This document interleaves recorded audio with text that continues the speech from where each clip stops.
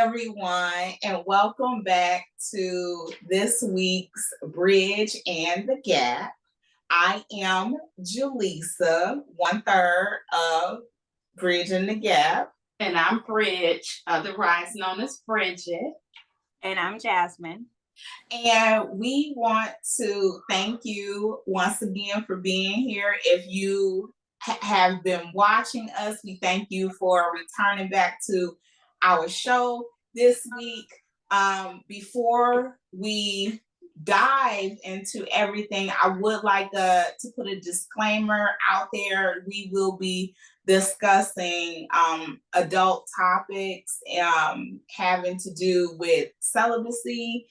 So if there are small children around or adolescents and you feel like this is not an appropriate topic for them to be listening to, we would like to maybe advise that they leave the room, or that, you know, this is listened to with maybe some headphones.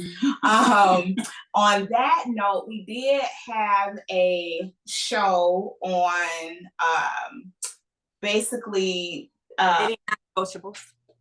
I'm sorry. Dating non-negotiables. Yes.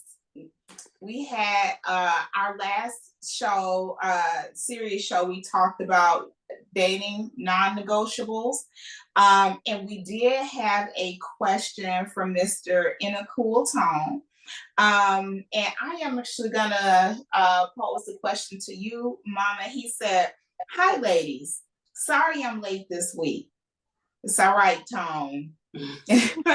Said, question. Say you really like a guy, right? He is becoming the world to you. Your family, however, doesn't get along with him or doesn't like him or his vibe. Would this be a non-negotiable? And if not, how would you deal with this situation? Okay, I would love to answer that question. This actually comes from experience. So I would say that if you've brought people around, your family and friends in the past, and they didn't have a problem with the other people, then I would say step back from the person and kind of look at them objectively. I would ask my family and friends exactly what it is about the person that they're not feeling, or, you know, what have they observed in a person that, you know, they see red flags, and ask them. And then when I say step back from the person and look objectively, try to separate your feelings for a time being and try to see if you can see what they're saying. And then I would say proceed with caution. I actually had a situation like that. I was dating someone, and I had a few family members express concerns about the person. And while I could see some of it, you know, I was trying to get a person the benefit of the doubt. And then by then, I was sort of midway into the relationship with the person. As it turns out, family and friends were absolutely right in their concerns. And, you know, that's one time I, you know, wish that I somewhat would have listened to them. So I hope that that answered your question. I'm not saying don't talk to the person, but what I am saying is probably like slow the relationship down a little bit and give it a little time. And the subject that we are talking about tonight may also help you answer this question. If there has not been any type of intimacy with that person, it would make it probably a lot easier for you to see, you know, any red flags. So I like that. I like that. Jack, do you have anything you wanted to add on to it? I think she covered it. Perfect. So with that being said, Tone, thank you again for the awesome question. We appreciate you tuning in. Yes. And if you have any other questions, please feel free to send those in, because we enjoy reading them as well as answering them. And so with today's topic and moving forward, I wanted to open up this show with a quick definition on celibacy, only because I do feel like not everybody is aware of what celibacy totally entails. So the definition of celibacy is the state of abstaining from marriage and sexual relations. And so on that note, I wanted to also share a few statistics about celibacy, just so we can kind of paint a little bit more of a picture as to, you know, what some common practices and basically what Americans are doing in relation to celibacy. So Jasmine, did you want to go ahead and open it up with your statistics and facts? And so I have learned that millennials and Gen Z are having less sex than the previous generations. And so millennials, although we prioritize sex and relationships more than those in Gen Z, the latter is more sexually explorative when they do have sexual relationships. And then as far as relationships do go, Gen Z cares more about finding an emotional connection. 25% of them said that versus a sexual chemistry. Whereas millennials, we are looking for a good sexual chemistry. So 24% said that that is what they look for most, followed by an emotional connection. That was 23%. And then that one I get, because although I am celibate, I still, you know, that's what I want first and foremost. It's like, Lord, when you do send me my man, like, you know, okay. So celibacy can potentially benefit the skin by promoting a more radiant and youthful appearance due to reduced stress hormone levels, improved sleep quality, and a greater focus on self-care. Now, all of those claims are holistic only because there hasn't been enough research scientifically to prove it, but all of the holistic doctors claim this. So that is what I found. Look, before I open up with my statistics, I will say this. Singer actress Maya, last I read, she was at, I want to say either 7 or 9 years celibate. And she says that she's constantly complimented on her youthful appearance, and she really does look amazing for her age. She does not age. And when people ask her about it, she attributes it to her celibacy journey, as well as just not having to deal with stuff that comes with being in a relationship. So, you know, she's kind of the poster child for celibacy because she's been talking about it for quite some time. So I know that there haven't been studies on it, but if I had to just go off of her, I would say it's a little truth to it. And something else is Lenny Kravitz. I believe it's been 7 or 9 years for him, and he looks really good too. Mm-hmm. So I feel like it's truth to it. Yeah. Mm-hmm. I feel like there's some truth to it. Yes. And so with that being said, some statistics I found on celibacy. In 2024, 1 in 6 women were celibate, as opposed to 1 in 10 men during that same time period. And then celibacy rates are lower for people between the ages of 30 and 40, with most people having partnered up. And lastly, almost a quarter of American women under the age of 35 have not had sex in the past year, and that number is exponentially rising. and we've talked about that and saw a little bit of that on social media, especially TikTok. Mhm. And I feel like it's also like, as men, like I feel like it's not really worth it for them right now. Especially, I feel like so many people focusing on their mental health.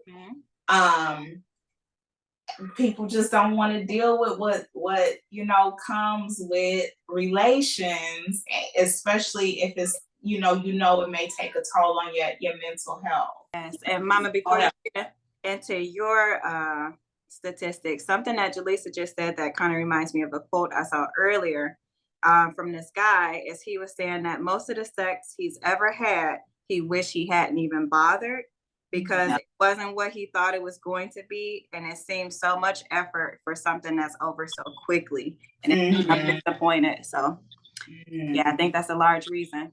Yeah, that's amazing. Hearing that from a male point of view, because you say that, because when I was actually researching the topic, I saw that women said the same thing. Over half of the encounters that they had, they wish they hadn't had. And so that, and another thing, I would attribute celibacy to the rise of celibacy.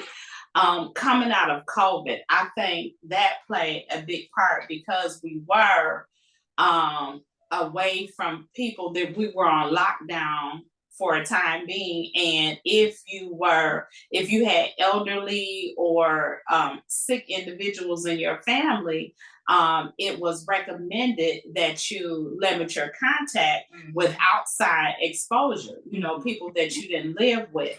And so I think that probably kind of ushered in this new wave of celibacy that we see.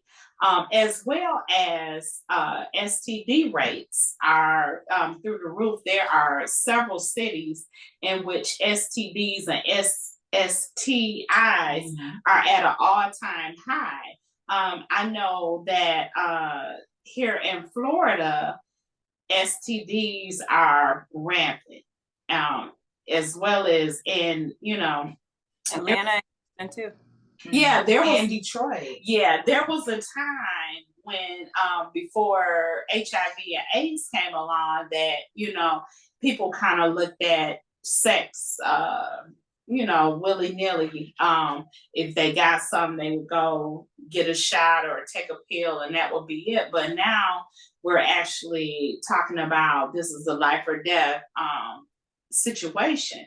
And I'll go even a little further with this.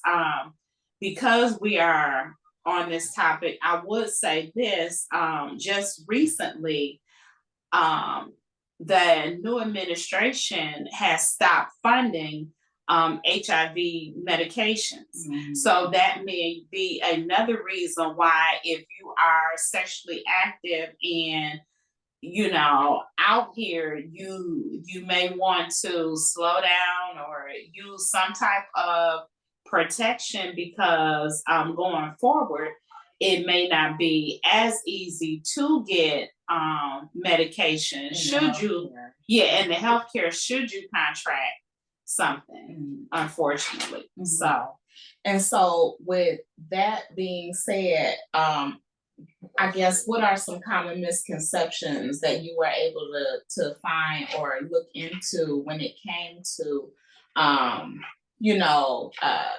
different things surrounding celibacy? So I think one of the most common misconceptions around celibacy is that when we say celibate, that means you totally abstain from any type of physical activity, which is not true. You can go solo, otherwise known as masturbation. Or choking the chicken. Choking the chicken. I'm choking the chicken. There's several names for it. There are several names for it. But also, too, there is a thing called out of course. And out of course means that you can hug somebody, kissing, dry humping, or massages. we can take it a little further, kind of going back to solo activities, toys, fingers, vibrators. So those are that's like a common misconception that you totally abstain from any type of sexual activity, which is not true. There are some benefits, believe it or not, from being celibate. Overall, there's very little risk of contracting a STD or a STI. There's some risk involved if you are from massage, and if you have somebody's chicken, choking somebody's chicken and all of that without protection. There is very little risk in getting pregnant. You don't have to worry about the consequences of an unattended pregnancy, which is huge again these days, because as most of us know, going forward, they are really pushing to limit abortion, as well as making abortion overall illegal. So you might want to think about that. Also too, the money that's spent on contraceptives and condoms, you don't have that expense there because there's no sexual activity. And also too, celibacy provides a space, as I was saying earlier when answering the question, when you're trying to get to know somebody and you're engaging in sexual relations with that person, just the biological way that we are set up, typically if we are engaging in sexual activities with the person, it leads to feelings. There are small majority of people who can actually engage in that type of activity with somebody and not catch feelings. So therein, you may want to take your time and step back and not engage in sexual activity if you're trying to get to know somebody, because if you engage in sexual activity early on, it can lead to feelings develop long before you even get a chance to know this person. And who knows, after you get to know them, you may not even like them. So, and then think about it, been engaging in sexual activity with them.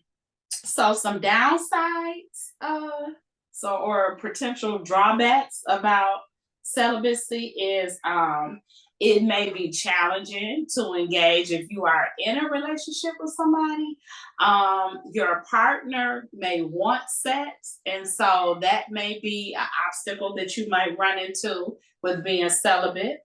Also, you may feel like you are missing out on certain aspects of life. Again, you may feel judged. A lot of people feel judged about being celibate. They don't really like to tell that side, and it's crazy because you would think it would be the opposite. You would, so I don't know, but there are some downsides, as well as potentially feeling isolated, by being celibate. But again, to each his own, and there are a number of reasons why people are celibate, and you touched on that early on, Jasmine, about people feeling like it's just not worth it. We live in a society today where there are a tremendous amount of what we call red pill men. And these men have qualities that once you get to know them, you actually probably would not want to engage in any type of, risky behavior with them. A lot of people don't believe in one-on-one relationships. There's a lot of bed hopping that goes around. And again, if we're talking about STDs, at the end of the day, it may not be worth it. Mhm. So I'm going to ask you, Jaleesa, in your celibacy journey, what aspects of it have you found to be beneficial to you? Well, so thank you. So this is my second bout with having a celibacy journey. My first one was 3 years. And then I am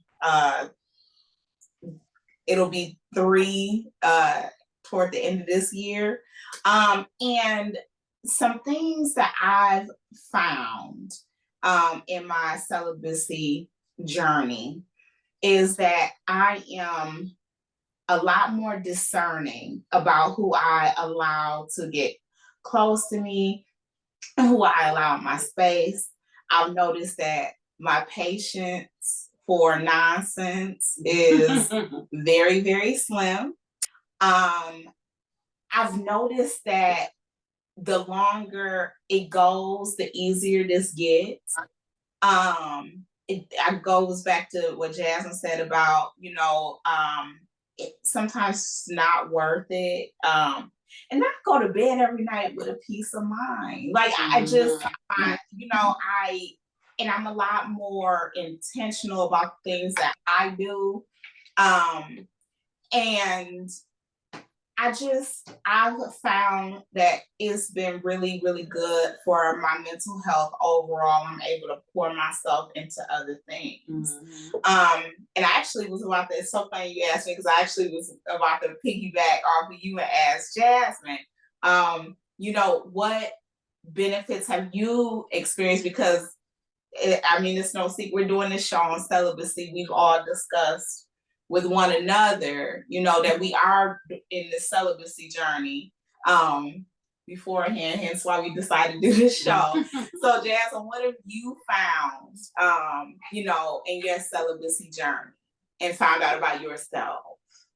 Okay, before I answer that, because I was going to ask you a question, because I didn't know you had a first bout that was 3 years. So when you broke that first 3-year mark, do you feel like it was worth it, or like it wasn't? No. Okay, that's what I was wondering. So for me, like what I found the benefit has been is like Jaleesa said, like my discernment. Like I don't put up with a whole lot anymore, and it's like before I was just like trying my best to like sell myself, like, oh, I'm a good person, you should date me because this, that, and the third. And now it's like I don't care. Like if you like me, you like me. If you don't, you don't. But like I don't feel like my self-worth is tied into sex anymore. And I felt like before, like I had to have sex so that you could really appreciate me. And now I don't think that way anymore. So like this discernment, the way I think, I show up for myself differently now. Like I feel like I love myself more now. So I don't know. I've loved the benefits of being celibate. And it's funny, when I was doing my research, I found out that we would be considered Volcels. So that is voluntarily celibate. And traditionally, women are considered Volcels because there's a ton of guys out there who would be willing to have sex, whereas boys are typically, or men are typically referred to as incels, involuntarily celibate. And it's usually men who struggle to find women or have sex with women because the woman is saying she wants to be celibate. Like, again, more women are celibate than men are. So I thought that was interesting. That is interesting. We can do a whole nother topic on it, which I won't, because I don't want to dwell into negativity. There's a whole thing about incels.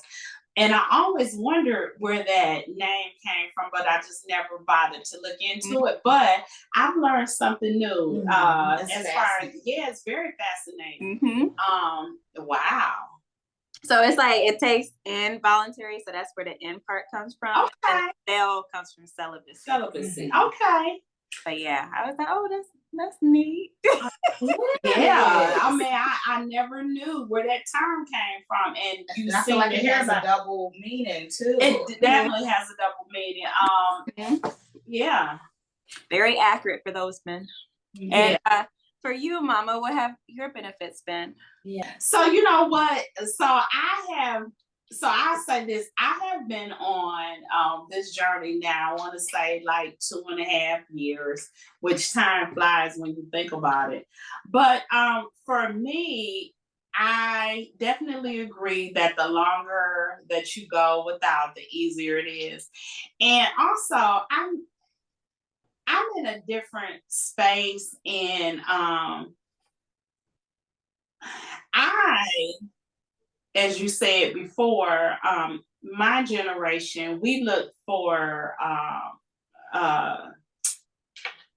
do I want to say? I look for something deeper, a meaningful connection.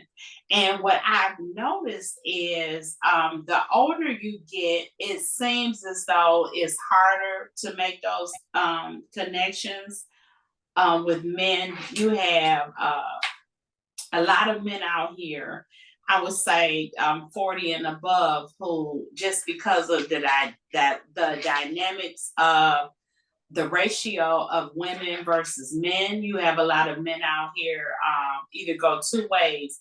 Either they are in a celibacy journey and don't want to be bothered, or they want to, just be with as many women as they can be. It's like you would think that the older you get, you would want to sit down, find your one person, and sit down with that person, but that does not seem to be, what's going on in present society. So that's one thing.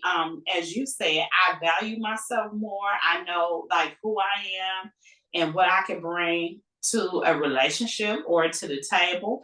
And, I have in the past lowered my standards as far as, who I allowed in my life. And from that, I suffered some consequences. So lesson learned, it's just not worth it. Not to me. If I were to find somebody and all the magic would happen and all of that, I still would think twice before I broke my vow of celibacy, because again, I don't want to be disappointed. Would it be worth it? There has been times when, I've met people and we've developed a relationship, and it took a while before we even crossed that bridge. And it seems like the minute we did, they flipped the switch, changed it up and all of that. And it's just crazy. It's like, why would you talk to somebody for an extended length of time, pretending like you want more than what you actually do. And then once, we start engaging in physical activities, now all of a sudden, you turn into this different person. So for me, it's not worth it.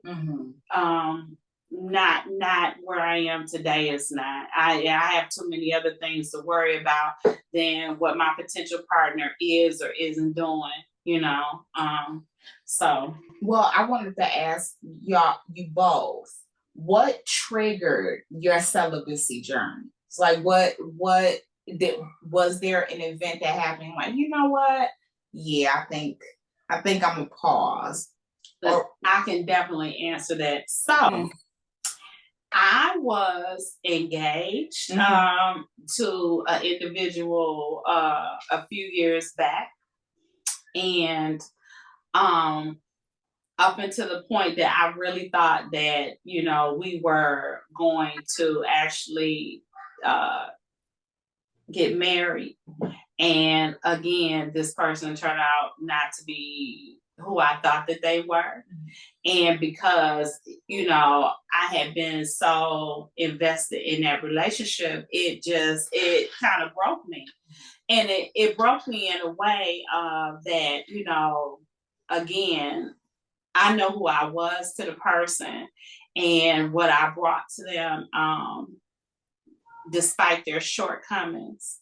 And, and it just, that right there took a turn for me. And after that, I was just like, I'm kind of done. Mhm. And so pretty much after that, I have been, not to say I haven't dipped my feet in the water once or twice.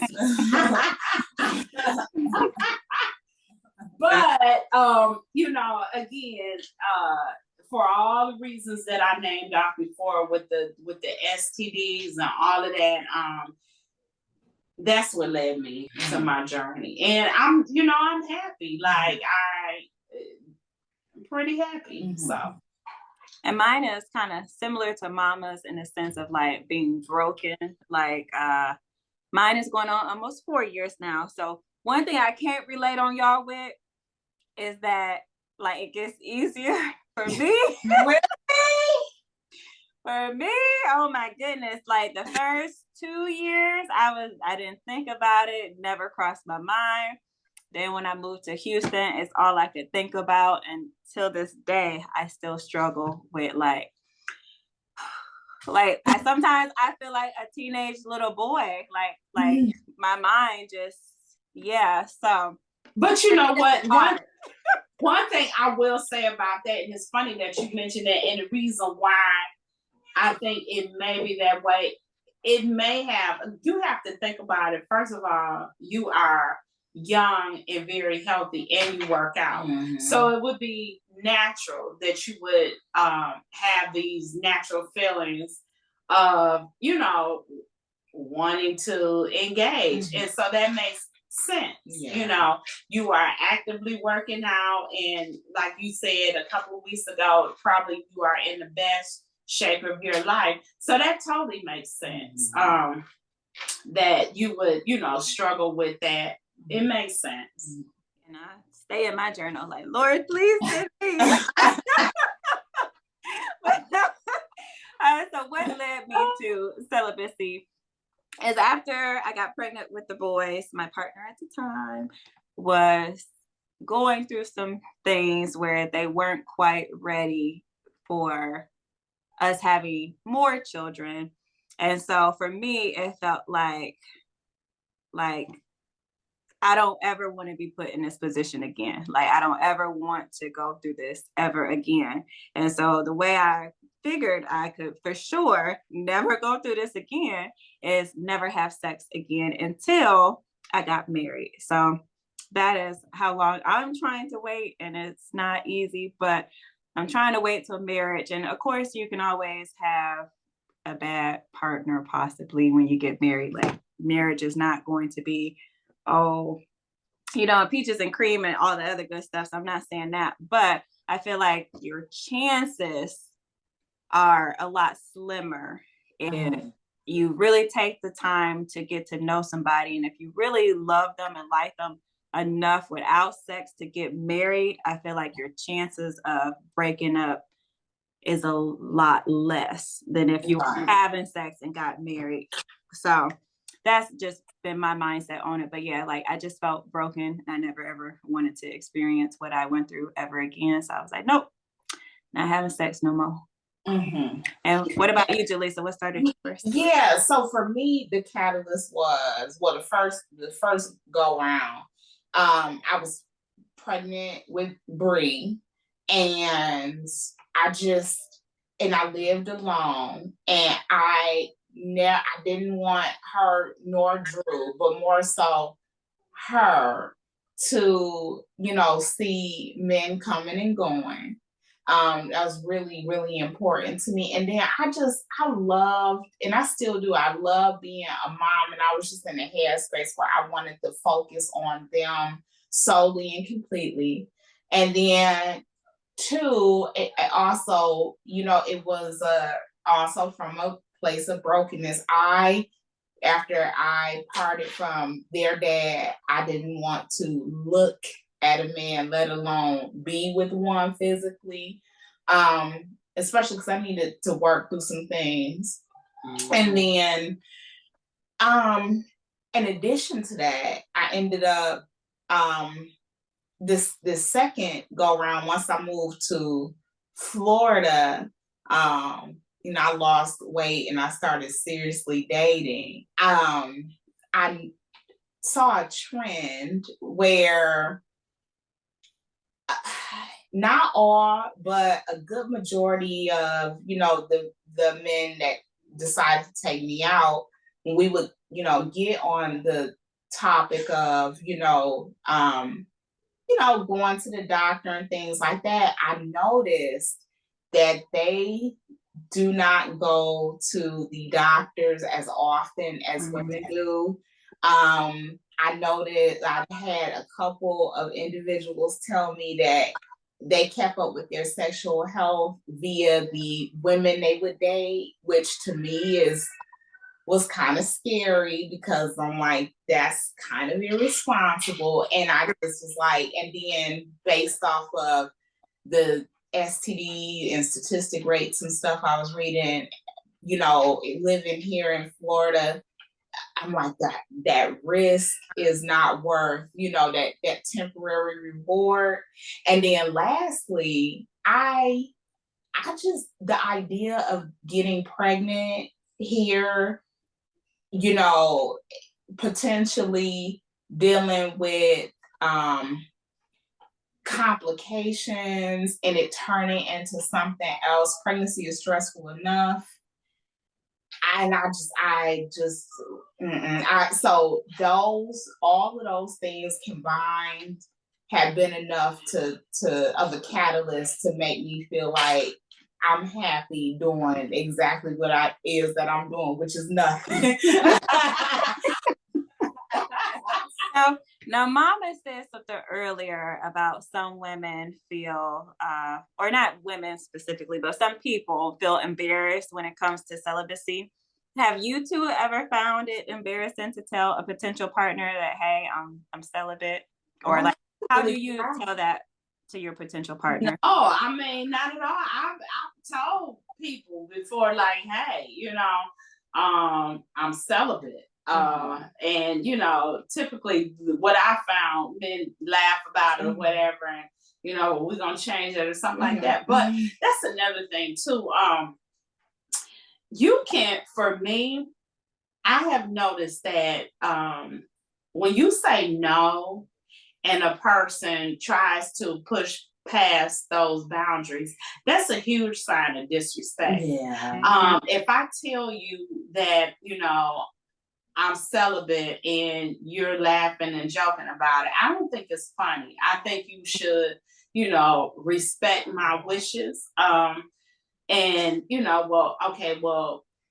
can we still, get to know each other, whatever, and we'll cross that bridge when we get to it. Who knows? Maybe you might win me over. But to be like, for somebody to laugh or not take it seriously, to me was an instant turn off. Mm-hmm. And so I don't have a problem telling people that, I don't have for me, let me let you know up front, right, just so you can not have any preconceived notions about what this is or where it's going to. But honestly, to be totally honest with you, the couple of guys that I have had, try to talk to me after I started down this journey, I kind of like push them away because, first of all, after having a conversation or two, I could see that they were not what I was looking for, and why waste time? So to me,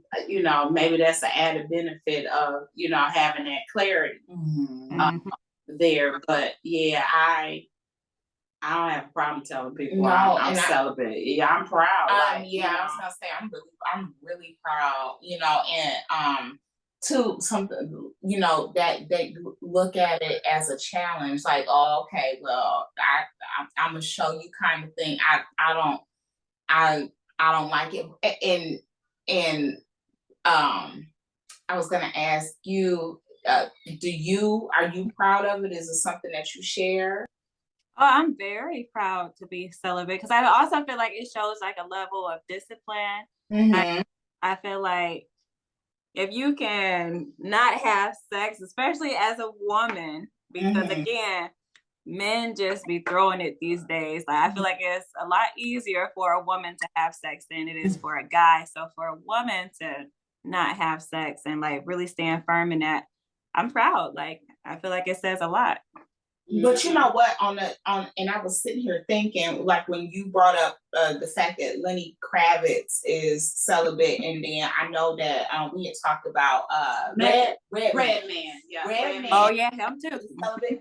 And you know, and I don't know if this is a little misogynistic of me, but I find it so incredibly attractive when men are able to go down celibacy journeys, especially if they have a higher reasoning behind it, not because, well, you know, I'm not having sex because I can't find anybody to sleep with, but no more so like, you know, like, no, I'm on a journey for me. I'm trying to, you know, self-discover. I'm trying to better myself for my future partner. It is something so incredibly attractive about a man being intentional, especially when it's something that he's doing for himself. I love that. And I would hope that, you know, men that are on celibacy journeys, I feel like it should be something that they should be proud of. Because like you said, they, you know, they could easily, if that's what they would like to do, could easily be out here doing it. But yeah, it's quite a few men that have been on this journey for years, and they're perfectly fine with it. And I feel like too, that says something about their level of discernment as well. Mm-hmm. Now, would you all go for a man that's celibate? Oh, absolutely. Absolutely, yeah. I would, because to me, like for a man, I just in a sense that I feel like it probably would be harder for a man to be celibate. And I feel like it takes a lot of fortitude for a man to be celibate, especially when you have so many women. You have a lot of women out here who are constantly throwing themselves at men. And I feel like it takes a special person to go down this journey, especially a man. So I would totally I would be blown away and so impressed, because again, it shows that he has a level of self-awareness, but not only self-awareness, self-love. Yes. Because that's what it really is. Being celibate is about having self-love. And I was thinking about the emotional maturity aspect too. Definitely takes a unusual level of emotional maturity to even want to go down this path, as I'm sure as a man, but as a woman too, it takes, you know. Would you date somebody that was celibate? Yeah, I would prefer it, because like trying to get somebody to be celibate with you is a lot harder if they're not already celibate, because it's like, now I'm trying to convince you probably not even doing it for you in the beginning, it's probably more so for me. So yeah, no, I would prefer. Yeah, it's funny that you mentioned that. I try not to watch a lot of TV, but you just made me think about an episode of trash TV that I was watching, and there a couple was in a relationship and had been in a long-term relationship, like 6-7 years, but the one thought that they were both celibate, only to find out that he was in the celibacy journey by himself, whereas his partner had been messing around, you know, with other people. And so, you know, it was quite devastating. But it's crazy to think that, you know, somebody would, you know, play along for 6 or 7 years, making you think that, hey, you know, is, you know, I don't know. Yeah, I'll be hurt. I'll be so hurt. And that's why I'd rather somebody tell me too, is, you know, if we were on it, because this is something that I come right out with again, because like you said, you don't want, you know, somebody feeling like, oh, you know, with the preconceived notion. So I kind of get it out the way. And I can honestly say that my feelings would wouldn't be hurt and are not hurt if somebody is like, you know what, like that's great for you, but that's really not something that I'm interested in doing or a road that I want to go to. Mhm. I'd rather somebody do that as opposed to waste my time or try to get something out of me knowing like this isn't for them, not for them, kind of thing. So that's something else too. And that really is another reason why it was so exciting to read about so many people being on this celibacy journey, because I feel like the chances of, running into people that kind of understand this, the chances have gone up significantly. And then I had kind of alluded to TikTok at the beginning of the show, but I literally watched a particular TikTok maybe about a week ago, and it was a young lady talking about being celibate. She's in her 30s. And her video had been viewed almost 1 million times, and the overwhelming majority of the comments that were on it, maybe like 30,000 comments or something, is that most people were celibate. And they, a lot of the people, men and women, stated the same reasons we've talked about tonight, it not being worth it.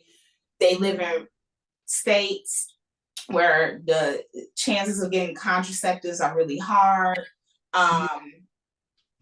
It's just not something that they want to do. It's a lot of millennials that are not interested in becoming parents ever. So, and then there's a lot of people that just they don't get sexually aroused, which is people. Yeah. And then, the quality, I hate to say it, but the quality of people out here, I don't know. It's sad when I think about it that there's such a disconnect with people. People don't seem to form relationships like they used to. And like I've noticed that even in friendships, I happen to be like a very, I would say, deep person. I'm not a surface level type person, and those type of people I just cannot understand or even get with.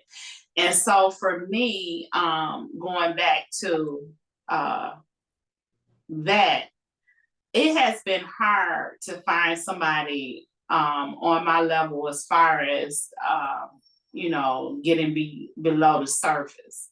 A lot of people are very superficial. And that's a turnoff for me. So, and the one person that I can think of that I felt like we really, really had a connection, just due to other circumstances in life, we couldn't be together. So I wouldn't even want to go down, that path. With that person, but they always hold a special place in my heart. Shout out to them. Right. Right. So, okay, is there anything that keeps you all celibate? Like, I know what you all have gained from it and like the journey it has taken you through, but now with y'all being 2-3 years going on this journey, what has sustained you or made you say, you know what, I want to keep going on this journey? So for me, there's two things. I'm old fashioned in the sense that I feel like some things should be like some intimate acts should be for you and your committed partner. And it blows my mind with some of the things that I hear people talk about doing to other people. Again, this is a show geared toward adults. I know that, here within the last few years, people performing oral on anuses has become extremely popular. I'm not there. Never been there. Just in case. Right. Also known as groceries. Right. Right. Eating groceries. So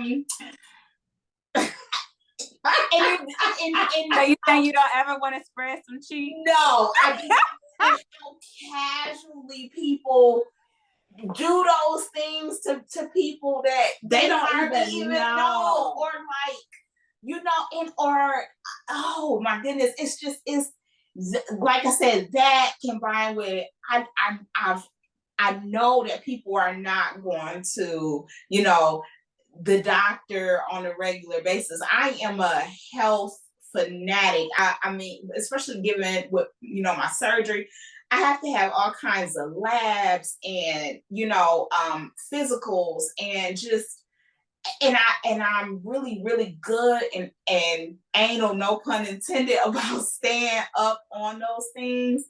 And I'm like, you know what, right now, because this is the place I'm at in life. Again, I have peace of mind at the end of the night. So, and I am happy in this journey. And because I am all of those things, I have no problem continuing down this road. Mm-hmm. So for me, the one thing that really sustains me is that knowing that there are so many other things going on right now that I need to be concerned about versus having a partner and being intimate with somebody. I'm just trying to live just like the next person from day to day. I don't want that stress right now. The only way that I would break it is if I were in a relationship. However, I don't even want a relationship because I don't want that added pressure. I don't want that stress. You know, you have to give up a lot of time when you're in a relationship, catering to your partner's needs. And I'm in my selfish era right now. It's all about me. There are things that I'm trying to do, places I want to go. I don't like. I was thinking today was kind of funny because I was out today, and I anybody knows me kind of knows I'm a homebody. So I was out all day by myself today and all over. And it was funny because I didn't even typically when I go out and where we live is there are not a lot of African Americans. There are, but there aren't. You don't really see them like that. So I happen to be around Orlando, in and out all over, looking for different things. And I was noticing, I was like, wow, there are, I was noticing all of the men of color that were out. But the funny thing about it was I saw them, but I didn't see them. Nobody caught my attention, nobody, because that's not where my head is at. My mind was on going to this grocery store, finding the stuff that was on my list, or, going to this store looking for what I was looking for. I wasn't looking for that. And I don't even look at men like that. Like I see them and I don't. Mm-hmm. And another thing too, I have noticed about myself, even when I am out and I find somebody looking at me, like I'm not looking at them. Mm-hmm. Like I don't know what it is. I hate to feel like I'm jaded. Mm-hmm. I could be, but I don't think so. But I know where I don't want somebody to come along and I don't know, maybe this could be the love of my life, but I'm just not there. I'm happy where I am. Another thing, you would have to really, really, really bring something to the table to get my attention. Like it would have to be something spectacular, and I just don't see that happening. So I'm happy where I am. What about you, Jazz? So for me, I would say what keeps me is I'm a part of the orgasm gap.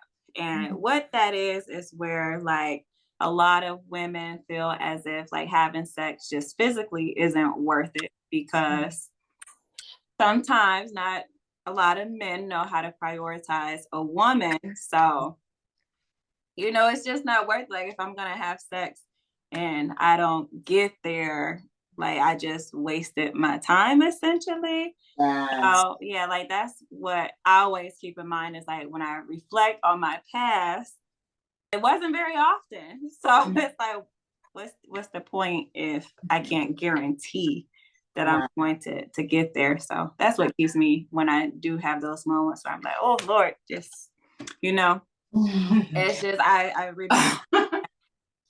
Was it really worth it? Right, right. And I think, and having said that, and I think too, going down that path, if your partner is intentional about you and not selfish, then you absolutely would get there. But then that's another thing too. People are so selfish and self-absorbed these days. Typically it is all about their level of satisfaction. They don't care whether you arrive or not. And I mean, who wants to go down that path? Like, it's just, I don't know. There are so many different dynamics involved with this that, like, we could spend another hour discussing this because it's just that deep a topic. Right. It's a really good topic. It is. Look, we are almost at time, but it's been a phenomenal.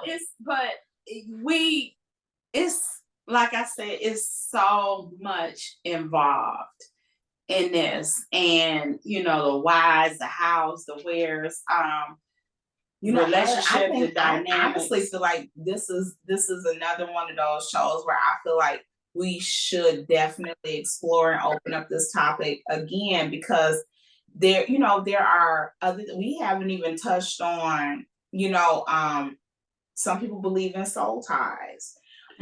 Oh, absolutely. It's other, we've not gotten deeper into, we've talked about STDs and touched on STDs, but there are that are non-respondent to antibiotics now. And so, I definitely, look, I'm saying on here now, because this has been so eye-opening and such a good one, and I feel like we just are scratching the surface. I feel like we need to make a commitment to definitely revisit it. Oh, for sure. Yeah, we'll definitely revisit this topic again, because there are things that people need to know and understand and maybe have never heard of before. And I feel like we are just the bridge. Fill that gap. Right.